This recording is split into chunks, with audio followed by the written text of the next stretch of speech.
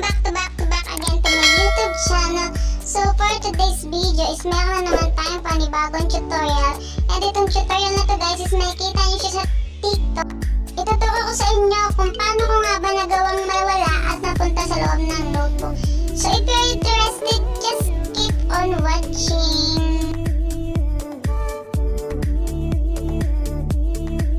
So for today's video, share ko sa inyo kung paano ko nga ba nagawa ito sa TikTok to guys. So ayan, makikita nyo dito, binuksan ko yung notebook and pumasok ako sa loob. So nag-disappear ako guys. Nilagay yung sounds niya guys kasi baka makapiright tayo. So kung gusto nyo siya mapanood ng buo, panoorin nyo na lang yung TikTok ko. Lalagay ko na lang dito kung ano yung username ko sa TikTok. Lalagay ko siya anywhere there, maglalagay ko ng picture and lalagay ko na din yung link ko para mas madali yung hanapin. Yun na guys, start na tayo. So bago natin gawin yung pag-edit guys, or turo ko sa inyo kung paano gawin yung edit ko, mag-video muna kayo guys na kagaya ng ginawa ko. And then, kailangan meron din kayong KineMaster na application, pati yung background eraser. So yun yung itsura niya guys, KineMaster saka background eraser. Wala pa kayo niya application na yan guys, i-download nyo lang siya sa Play Store. Makikita nyo, search nyo lang yung KineMaster and yung background eraser. So kasi kailangan to guys, kasi ito yung mga ginamit ko para sa pag-i-edit ko. So kung meron na kayong KineMaster or na-download nyo na siya guys, is punta na tayo sa KineMaster application. I-open nyo muna siya guys. So pag-start natin guys, click nyo lang yung plus sign na yan, tapos itong 6x9. Tapos media, ilalagay natin yung video kanina na ginawa ko. So ayan siya guys.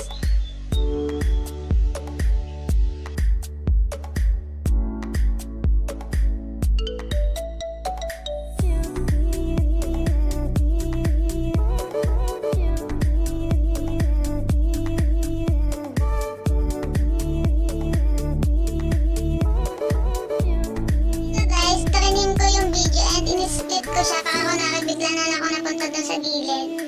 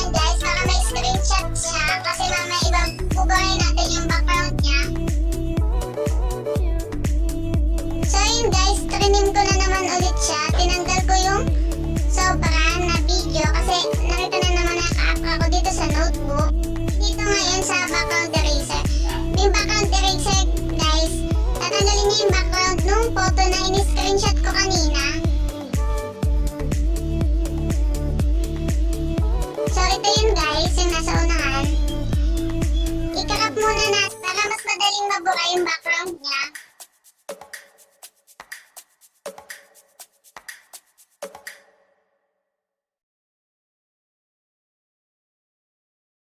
So nasa baba yung manual, ayan siya guys. Yan yung ginamit ko kasi mas madali siyang gamitin para sa akin kasi sa Magic. Kasi yung Magic nagkakamali din naman ako. Although nagkakamali din ako sa manual, pero mas bet ko talaga gamitin yung manual.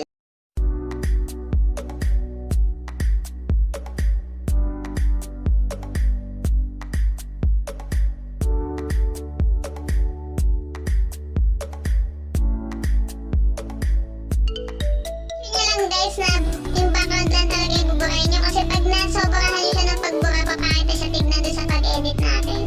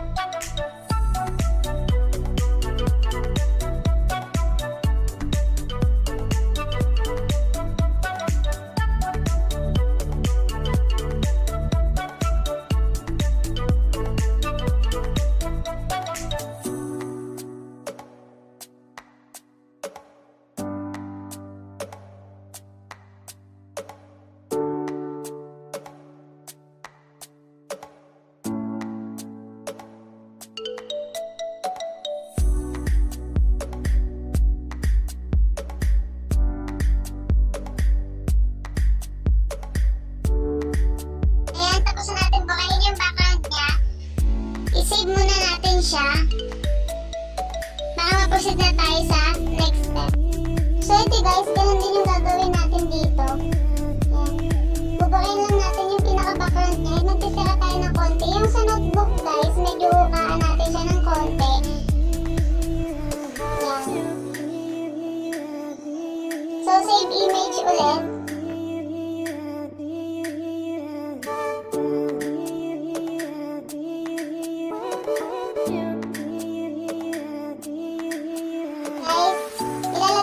Pinaptured ko kanina na background siya na walang tao. Para yun yung magiging pinali niya guys.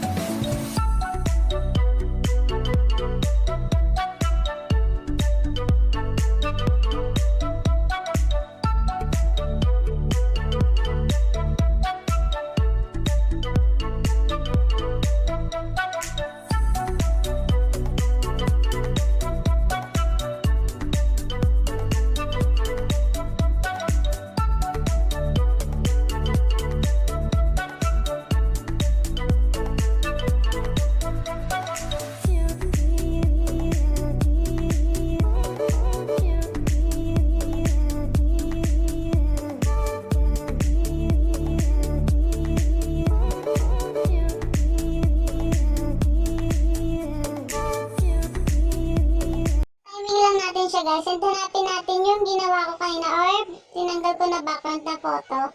So ito siya guys, papatong ko siya dito around sa notebook.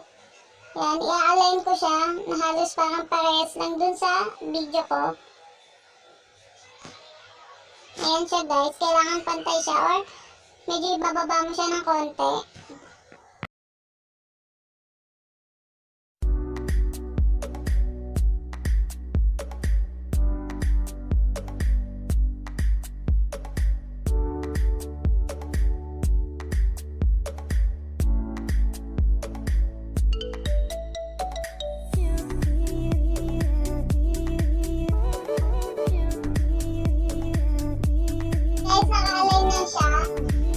Sa media, kunin natin yung kaninang tirinat natin or na-remove natin yung background. Ayan. I-zoom nyo lang siya guys.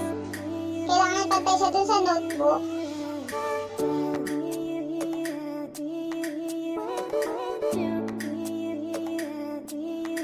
Lang ulit yung timing niya.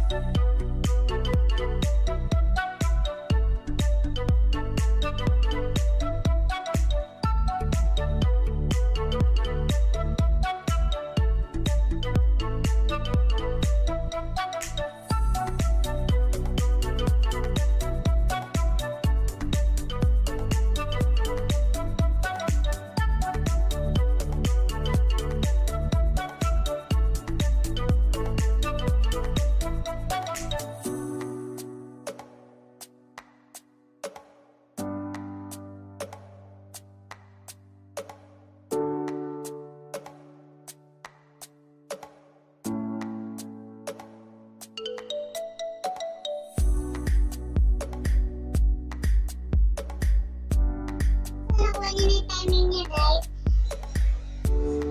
I-click niyo yung eto guys, yung para siyang susi. Tapos idadakad natin siya pababa. I-click niyo lang to guys. Guys yung nagpapagalaw sa kanya. Para ito yung pinaka-animation niya.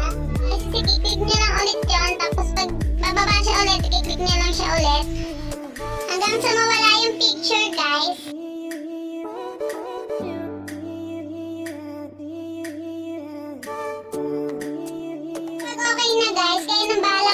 Kabilis yung gusto nyo, ito yung pinaka-duration niya guys, papaiksiin nyo siya pag gusto nyo siya na sobrang bilis. Ngayon, pag gusto nyo naman medyo mahaba, papahabain nyo lang siya guys.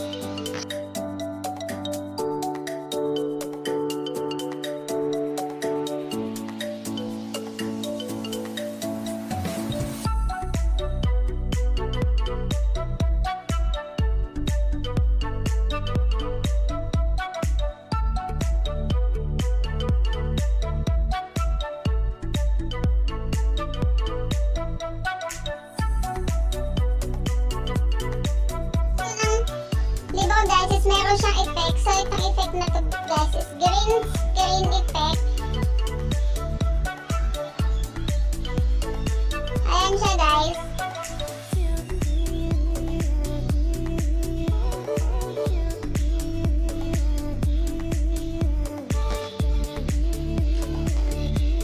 Ngayon, ko yung sobra niya. Tapos yung chroma key guys is para mawala yung background ng green screen. Magiging yung effect na lang yung matitira sa kanya. So ayun na guys, nakikita niyo na yung effects niya, yung nasa notebook. Ayan siya guys. Ilalapit ko lang siya sa notebook. Ayan. Tina-timing ko siya guys hanggang mapunta sa pagbukas ng notebook.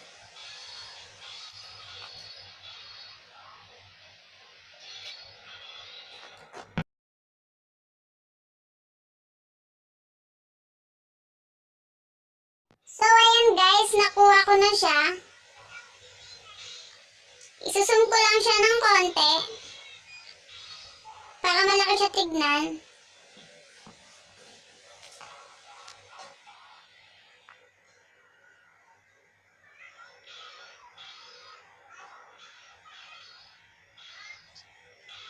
At medyo babawasan ko lang yung kulay niya kasi medyo nakikita pa yung background.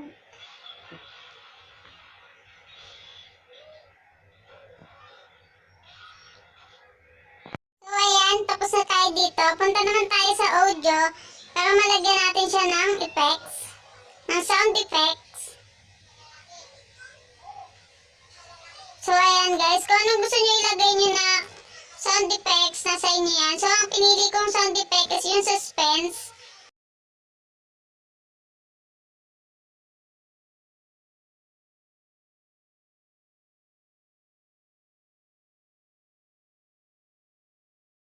So pag nakapili na kayo ng kanta guys, i-click nyo tong para siyang plus sign, ibig sabihin add music. Ito siya guys. Hindi ko siya nilagay ng music guys. Hindi siya nilagay ng music dito kasi baka makapiright tayo. So kung gusto nyo mapanood siya ng buo with music, puntahan nyo lang yung TikTok ko. Ilalagay ko naman sa baba yung link niya guys. Hanapin nyo siya doon. Ayan guys, tapos na tayo. And save nyo lang siya. Click nyo to guys para ma-export. So ayun guys, tapos na tayo sa tutorial for today and sana may natutunan kayo. So kung hindi ka pa nakasubscribe, please subscribe and click the bell button para maging updated ka sa mga latest tutorial or mga video. So again guys, thank you so much for watching. Bye-bye!